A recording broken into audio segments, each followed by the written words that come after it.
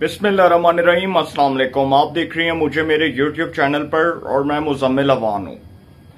इमरान खान साहब अभी तक जो गुफ्तगू कर रहे हैं इदारों से मुतल्लिक, ये एक आप समझ लें कि एक बड़ा सॉफ्ट कॉर्नर दिया गया उनको, और जितनी उनको स्पेस मिली पाकिस्तान की सियासी तारीख के अंदर जितने भी सियासी लीडरान आए, अगर आप सबकी स्पीचेस को उठाकर देखें तो किसी को मेरा ख्याल है इतनी स्पेस नहीं मिली होगी जितनी इमरान खान साहब को मिली है। और इमरान खान साहब बारहा जलसों में मुत्तइद बार वो कभी इस्टेब्लिशमेंट को टारगेट करते हैं, कभी वो पाकिस्तान की जुडिशरी को टारगेट करते हैं, कभी वो जजेस को थ्रेट करते हैं, कभी वो बराह रास्त जो है वो अटैक करते हैं, नाम ले लेकर अटैक करते हैं।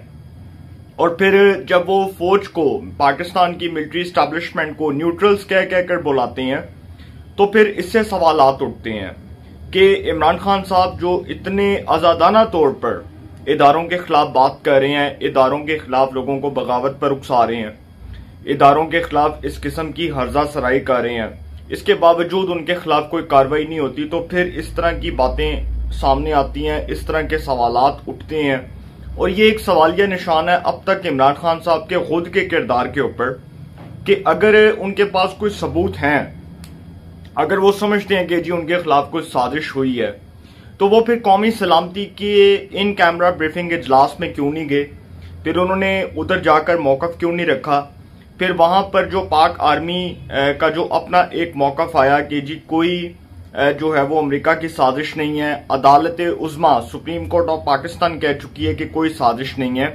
तो फिर इमरान खान साहब का ये नैरेटिव जिसको वो बहुत तकवीत बख्श रहे थे कि किसी तरह इस बयानिए को कामयाब बनाया जा सके कि मेरे खिलाफ अमेरिका की रिजीम है, ये मुझे कामयाब होता नजर नहीं आया। बल्कि मुझ समेत पता नहीं पाकिस्तान के कितने साफी हैं, वो सब यही समझते हैं कि ये इमरान खान साहब का जो नैरेटिव है ये अपनी मौत आप मर चुका है, इस वजह से कि जब वो इदारों के ऊपर इल्जामात लगाएंगे, जब वो इदारों को बराह रास्त टारगेट करेंगे और इदारों की पोजीशन को कमजोर करेंगे, इदारों के खिलाफ लोगों को बगावत पर उकसाएंगे, उनको थ्रेट करेंगे, तो फिर लोगों का एतमाद उठ जाएगा। ऐसे लीडरान से एतमाद उठ जाता है जो इदारों को सियासत में इन्वॉल्व करते हैं। अब इमरान खान साहब ने जी एक ट्वीट की, और वो जो ट्वीट थी वो आप समझ लें कि एक धमकी है।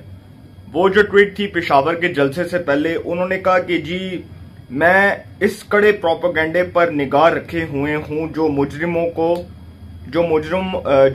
का पीडीएम नामी ग्रोह मेरे खिलाफ कर रहा है। उन्होंने जो ट्वीट की, उन्होंने कहा कि मैं इस कड़े प्रोपेगेंडे पर निगाह रखे हुए हूं जो मुजरिमों का पीडीएम नामी ग्रोह मेरे खिलाफ कर रहा है। इसकी वजह वो खौफ है जिसमें ये पीटीआई की मकबूलियत के बायस मुब्तला है। पेशावर के जलसे में इन सब को बाज़ाब्ता जवाब दूंगा जो मुझे बदनाम करने के लिए मेरे अल्फाज को तोड़ मरोड़ कर पेश कर रहे हैं। बस बहुत हो गया। अब यहां पर इमरान खान साहब ने ये जो धमकी दी है, एक धमकी ये है कि वो पाकिस्तान की मिलिट्री एस्टैब्लिशमेंट को ललकार रहे हैं कि जी जो मेरे खिलाफ साजिश हुई, जो मेरे खिलाफ ये सारा प्रोपेगेंडा किया गया, इसमें बराह रास्त आप इन्वॉल्व हैं। अब जब आप एस्टैब्लिशमेंट की अथॉरिटी को चैलेंज करेंगे, जब आप उसके ऊपर इस किस्म के इल्जामात लगाएंगे और जब आप इदारे को सियासत में इन्वॉल्व करना चाहेंगे, तो इसका मतलब कि फिर आप चाहते हैं कि आपकी मर्जी के मुताबिक चलें इदारे। पाकिस्तान में अदलिया आपकी मर्जी के मुताबिक चले, फौज आपकी मर्जी के मुताबिक चले, अपॉइंटमेंट्स आपकी मर्जी के मुताबिक हो। सिर्फ ये गुस्सा है कि जी जो आर्मी चीफ के ऊपर इमरान खान साहब ने बात की थी कि नया आर्मी चीफ आ रहा है नवंबर के अंदर, तो उन्होंने कहा कि नवाज शरीफ और जरदारी अपनी मर्जी का आर्मी चीफ लाना चाहते हैं क्योंकि इनको पता है कि इन्होंने जो करप्शन की है उस करप्शन के ऊपर अगर नया आर्मी चीफ आ गया तो वो इनको नहीं छोड़ेगा। मतलब मैं ये बात समझने से कासिर हूं कि नए आर्मी चीफ का करप्शन से क्या ताल्लुक है और उसने करप्शन आकर कैसे रोकनी है। वो तो पाकिस्तान की जो मिलिट्री एस्टैब्लिशमेंट है वो तो सियासत में बराह रास्त नहीं ना आ सकती और वैसे भी नहीं आ सकती। और खुद DGISPR मेजर बाबर इफ्तिखार साहब का बयान है कि जी पाकिस्तान की जो अफवाज पाकिस्तान है उसको सियासत से दूर रखा जाए। तो फिर इमरान खान साहब किस कॉन्टेक्स्ट में बात कर रहे हैं?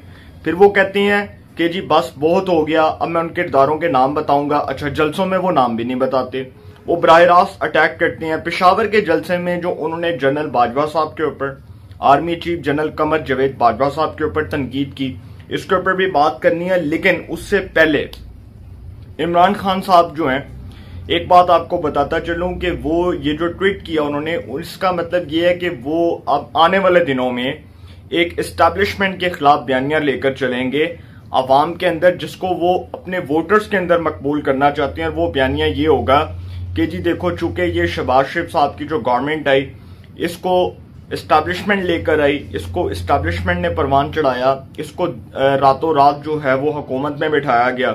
और अब तक जो है वो जलसों में भी वो ये मुतअद्दिद बार ये बात कर चुके हैं कि ये जो इम्पोर्टेड हुकूमत आई है, इसको न्यूट्रल्स लेकर आए हैं।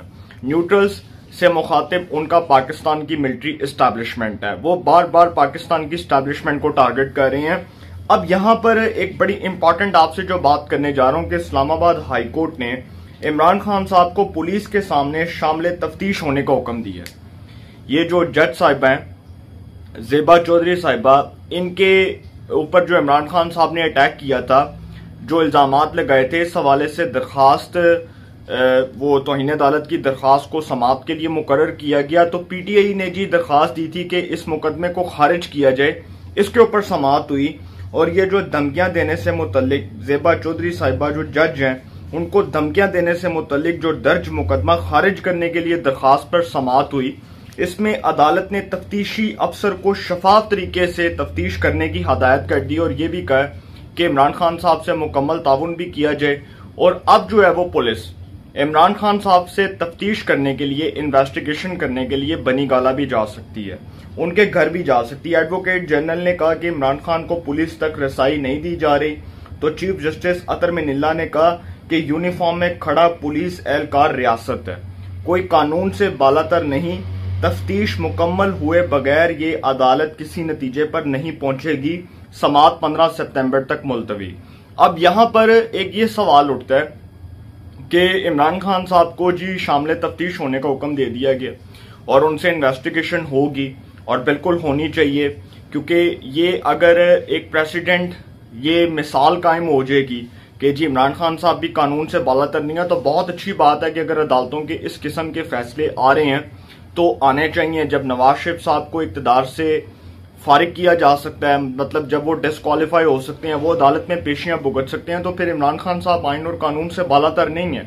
बिल्कुल ठीक बात की अतर मिनिल्ला साहब ने कि पहले तो वो ये भी बात कर चुके हैं कि इमरान खान साहब ने जो बयानात दिए ये बड़े काबिल मुज़म्मत बयानात थे, बहुत काबिल अफसोस थे। एक आला पाए के लीडर के इस तरह के बयानात, जिसकी फैन फॉलोइंग भी हो, जिसका वोटर भी हो, जिसकी बहुत अच्छी मकबूलियत हो, जब वो इस किस्म की बातें करेगा तो बड़ा अफसोस होगा। अब पूरा आप इमरान खान साहब का नैरेटिव उठाकर देख लें, वो सिर्फ एस्टैब्लिशमेंट के खिलाफ बोल रहे हैं, वो सिर्फ एस्टैब्लिशमेंट के खिलाफ जो है वो एक बयानियां बना रहे हैं, एक नैरेटिव बना रहे हैं जिसको वो कामयाब करना चाहते हैं। अब यहां पर जी पेशावर का जो जलसा है, उसके पेशावर के जलसे में जो खिताब किया इमरान खान साहब ने, उस हवाले से कुछ अहम निकात आपसे डिस्कस करने जा रहा हूं कि इमरान खान साहब ने कहा कि जी मैं तो अदलिया का बहुत एहतराम करता हूं और मजिस्ट्रेट ज़ेबा के खिलाफ शहबाज गिल पर तशद्दुद होता देखकर बयान दिया।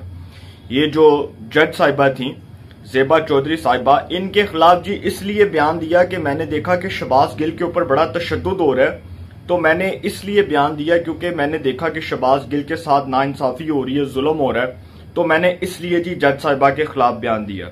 अच्छा, अब जो शहबाज गिल का जिस्मानी रिमांड दिया गया, जो शहबाज गिल को जेल में डाला गया, पुलिस के हवाले किया गया, जज साहिबा ने आइन और कानून के मुताबिक फैसला दिया। अगर वो ये फैसला देती कि जी शहबाज गिल को रिहा कर दो, जमानत मिल जाए, तो इमरान खान साहब की नजर में आज ये जज साहिबा बहुत अच्छी जज होती, आज ये आइन और कानून के मुताबिक फैसले कर रही होती, आज इन फैसलों की नजीर ना मिल रही होती, आज इन फैसलों की मिसाल ना मिल रही होती इमरान खान साहब के बकौल।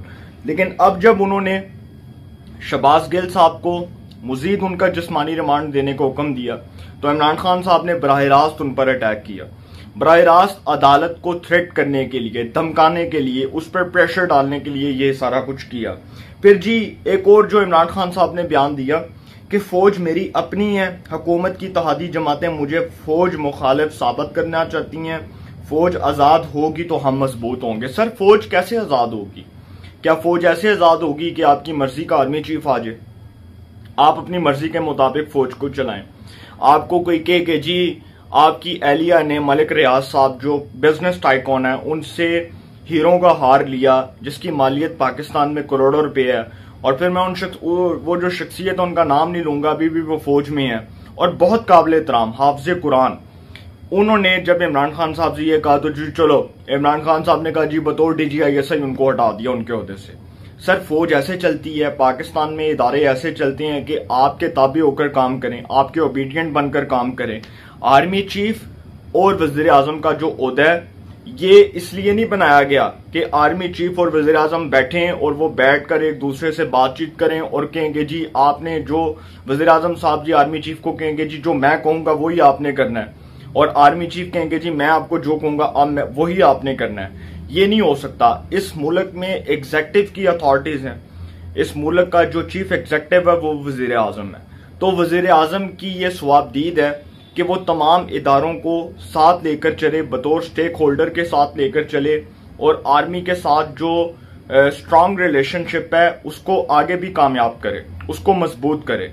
तो ये नहीं हो सकता कि इमरान खान साहब आर्मी चीफ को डिक्टेट करें और आर्मी को बताएं कि जी आपने कैसे मजबूत होना है, और फिर जब अपने मुफाद को देखा जाए तो तब कहा जाए कि जी नहीं आर्मी बहुत अच्छी है। यही वो आर्मी है ना जिसके आर्मी चीफ को आपने 3 साल की एक्सटेंशन दी, army chief general Qamar Javed Bajwa साहब को। तो जब एक्सटेंशन मिली तो सर तब आपकी गैरत कहां पे थी? तब तो नहीं आपको लगा कि आर्मी जो है वो न्यूट्रल्स जो है वो अच्छे हैं? तब तो नहीं आपने कहा कि जी न्यूट्रल्स बहुत बुरे हैं? तब तो आपकी नजर में बहुत अच्छे थे जिनको आप न्यूट्रल्स कहकर बुलाते हैं। फिर जी नए आर्मी चीफ की तैनाती जरदारी और नवाज शरीफ जैसे करप्ट हुक्मरान करेंगे, वो हुक्मरान जिनके पैसे बाहर पड़े हुए हैं, जिनके पैसे मुल्क से बाहर हैं, और वो भगोड़ा जो मुल्क से बाहर बैठा हुआ है नवाज शरीफ साहब को मुखातिब करते हुए कहा कि वो नए आर्मी चीफ का ऐलान करेगा जो इतनी करप्शन कर चुका है, जिसके ऊपर इतनी डॉक्यूमेंट्रीज बनी, इतनी मूवीज बनी, और नवाज शरीफ और जरदारी पाकिस्तान के करप्ट तरीन हुक्मरान है। अच्छा, अब नए आर्मी चीफ का जो फैसला है वो जी नवाज शरीफ और जरदारी करेंगे। सर वजीर आजम कौन है? शहबाज शरीफ साहब। वजीर आजम ने फैसला करना है कि नया आर्मी चीफ कौन होगा, किसको अपॉइंट किया जाएगा, और फिर उनका कहना है कि जी ये जो मतलब कहने का सिर्फ एक ही है कि ये जो आर्मी चीफ लगाएंगे वो गद्दार होगा, और जो मैं आर्मी चीफ लगाना चाहता था जी वो मुहिब्बे वतन, वो पाकीज़ा, वो अच्छा इंसान, वो नफीस इंसान, और जिसको ये लगाएंगे वो गद्दार होगा। मतलब अब मैंने आपको बताया है कि इमरान खान साहब आने वाले दिनों में फौज मुखालिफ बयानियां लेकर चलने जा रहे हैं, अपने वोटर्स को इस बात पर कायल कर रहे हैं, सपोर्टर्स को इस बात पर कायल कर रहे हैं। और वो जो हमारे कुछ दोस्त हैं, मैं नाम नहीं लूंगा, बड़े काबिल एहतराम, लेकिन हमारी जर्नलिस्टिक टर्म्स में ये कहा जाता है कि यार सहाफत में इस किस्म की ना तो कोई जुबान दराजी होनी चाहिए, ना ही किसी की कोई जो है वो किसी के ऊपर जाती तनकीद करनी चाहिए। तो वो जो हमारे सहाफ़ी दोस्त हैं जो अब इस मिशन को आगे लेकर चलना चाहते हैं कि जी इमरान खान साहब बड़ी सच्ची बातें कर रहे हैं, बड़ी अच्छी बातें कर रहे हैं, तो वो भी अपना हिस्सा डालेंगे, वो भी कंट्रीब्यूट करेंगे, वो उनको भी किसी राह रास्त पर लगा दिया जाएगा। बस इतना ही कहूंगा। तो जी नए आर्मी चीफ की तैनाती के बारे में भी मैंने आपको बताया। पेशावर जलसे में जी जनरल बाजवा के ऊपर तनकीद की और फिर यही बात की कि जी वो जो 4 शख्सियात थी उन्होंने मेरी हुकूमत गिराई, उन्होंने रातों रात मेरी हुकूमत को तब्दील किया, शहबाज शरीफ को, इम्पोर्टेड हुक्मरानों को इस मुल्क पर मुसल्लत किया, हमारी चलती हुई हुकूमत को गिरा दिया गया। अच्छा, ये जो ये बातें कर रहे हैं, फिर कहते हैं कि जी अमेरिका की रिजीम थी, अमेरिका नहीं चाहता था क्योंकि अमेरिका को पता था कि इमरान खान करप्शन नहीं करता, अमेरिका को पता था कि जी इमरान खान बड़ा सादिक और अमीन है, अमेरिका को पता था कि इमरान खान गुलामी कबूल नहीं करेगा। तो अमेरिका ने सोचा कि जी इन गुलामों को इक़्तिदार में लाया जाए, जो गुलाम हमारे पांव पकड़ें, जो गुलाम हमारी गुलामी करें, जो गुलाम हमारे ताबेदार हों। मतलब ये वो सारी बातें हैं जिसमें इमरान खान साहब अब बज़ाहिर ये बताना चाह रहे हैं कि जी मैं था तो बहुत अच्छा था, ये हैं ये बहुत बुरे हैं, मैं था तो मुल्क चल रहा था, ये हैं तो मुल्क नहीं चलेगा, मैं आर्मी चीफ लगाऊंगा वो मुहिब्बे वतन होगा, ये आर्मी चीफ लगाएंगे गद्दार होगा, मैं अदालतों को डिक्टेट करूंगा बहुत अच्छा डिक्टेट करूंगा, ये अदालतों को डिक्टेट करेंगे बहुत गलत करेंगे, मैं चाहूं तो अपनी मर्जी के जजेस ले आऊं, ये चाहें तो अपनी मर्जी के जजेस ना लाएं। मतलब इमरान खान साहब चाहते हैं कि पाकिस्तान चले तो उनकी मर्जी के मुताबिक चले, पाकिस्तान तरक्की करे तो उनकी मर्जी के मुताबिक करे। पाकिस्तान में कोई फैसले हों आजादाना तौर पर, वैसे तो कोई भी नहीं हुए इमरान खान साहब के दौर में, अगर पाकिस्तान में कोई फैसले हों तो वो इमरान खान साहब की मर्जी के मुताबिक हों। मतलब वो सारी बातें यही कहना चाह रहे हैं। फिर जी पाकिस्तान में जी मुल्क की सबसे बड़ी जमात पाकिस्तान तहरीक इंसाफ को दीवार से लगाया जा रहा है और मुझे नाअहल करवाने की साजिश हो रही है। अब ये जो उन्होंने बात की है, ये एक और अटैक किया पाकिस्तान की मिलिट्री एस्टैब्लिशमेंट के ऊपर, और ये थ्रेट किया जजेस को कि जी अगर मुझे नाअहल करार दे दिया गया तो फिर ये पाकिस्तान नहीं चलेगा। जबकि वो जो फवाद चौधरी साहब है, जो तहरीक इंसाफ के रहनुमा है, साबिक वफाकी वजीर इत्तलात व नशरियात, उन्होंने एक प्रेस कॉन्फ्रेंस के अंदर बैठकर ये बात की और जजेस को थ्रेट किया। उन्होंने कहा कि जी किसी का बाप भी इमरान खान साहब को नाअहल नहीं कर सकता। उन्होंने कहा कि किसी का बाप भी इमरान खान साहब को डिस्क्वालीफाइड नहीं कर सकता। ये जो उन्होंने इल्जाम लगाया, इतना संगीन इल्जाम है कि वो जजेस को, इस पाकिस्तान में रियासत की अथॉरिटी को, इदारों की अथॉरिटी को चैलेंज कर रहे हैं। वो बार बार यही बातें करते हैं कि जी कोई देखें, अदालतों ने जो इंसाफ करना है, अदालतों ने जो इंसाफ मुहैया करना है, वो आइन और कानून के मुताबिक करना है। नून लीग को भी इन्हीं अदालतों से इंसाफ मिला, तहरीक इंसाफ को भी इन्हीं अदालतों से इंसाफ मिला, पीपल्स पार्टी को भी इन्हीं अदालतों से इंसाफ मिला।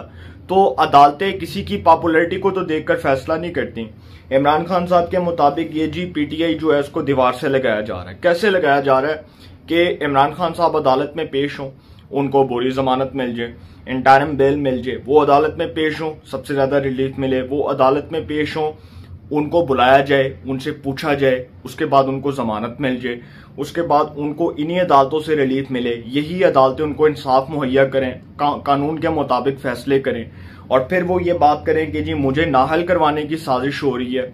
सर ये तो इलेक्शन कमीशन का फैसला, फॉरेन फंडिंग से मुतल्लिक, ममनुआ फंडिंग से मुतल्लिक जो फैसला आया 2 अगस्त को, वो इलेक्शन कमीशन का फैसला है। फिर तोशाखाना का फैसला आना है, फिर उसके बाद ये केस अभी चलना है सुप्रीम कोर्ट में, अभी समाअत होगी। ये इसको रजिस्ट्रार साहब जो हैं वो जी समाअत के लिए अदालत के बेंच के सामने रखेंगे, इसके लिए जो है वो तारीख देंगे, तो फिर ही जाकर समाअत होगी ना।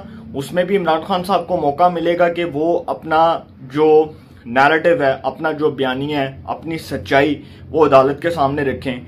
उनको मुकम्मल तौर पर जो है वो शफाफ किस्म की तहकीकात के लिए उनको तमाम जितनी भी हदायत हैं वो फ्राहम की जाएंगी, उनके वकला की जानिब से हर मुमकिन ताउन मिलेगा, तो उनको ट्रायल का मौका मिलेगा, फ्री ट्रायल होगा। ये तो नहीं हो सकता कि इमरान खान साहब को पकड़ के डिस्क्वालीफाई कर दिया जाए। तो ये जो नैरेटिव बेसिकली बनाया जा रहा है वो इसलिए बना रहे हैं कि अगर पाकिस्तान चलेगा तो मेरी मर्जी के मुताबिक चलेगा, इदारे चलेंगे तो मेरी मर्जी के मुताबिक चलेंगे, डिक्टेट करूंगा तो अपनी मर्जी से करूंगा। ये नहीं हो सकता, क्योंकि इमरान खान साहब जो समझते हैं कि इदारों को डिक्टेट करने से ये मेरी जो पॉपुलैरिटी है इसमें इजाफा होगा और मेरा ये चूरन बिक जाएगा, ऐसा नहीं होगा। आप देखते जाएं वक्त के साथ साथ क्या होगा। इमरान खान साहब अगर एक केस से निकलते हैं तो दूसरे केस में रगड़ा लगेगा ही लगेगा। तो इंशाल्लाह जी एक नए सेगमेंट के साथ फिर मुलाकात होगी। अपना बहुत ख्याल रखिएगा। अल्लाह निगहबान।